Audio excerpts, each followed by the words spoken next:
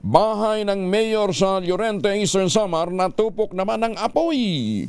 Saan ang galing ang apoy? Alamin natin mula kay Jimmy Angay-Angay, RS32, maupay nga agad Jimmy.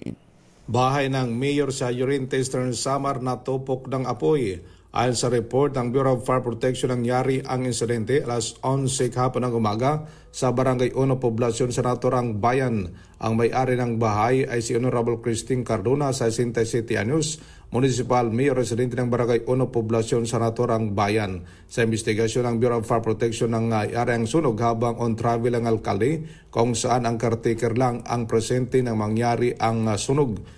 Madaling natupok ng apoy ang bahay na gawa sa light materials na electrical short circuit ang tinitignang dahilan ng mga bumbero. Wala namang niulat na saktan sa naturang sunog ng halaga ng pinsala hindi pa niulat ng Bureau of Fire Protection. Wala dito sa DYVL Action Radyo Tacloban, ito si RS32 Jimmy Angay-Angay para sa DZRH, una sa Pilipinas, una sa Pilipinas. Dagang salamat Jimmy Angay-Angay.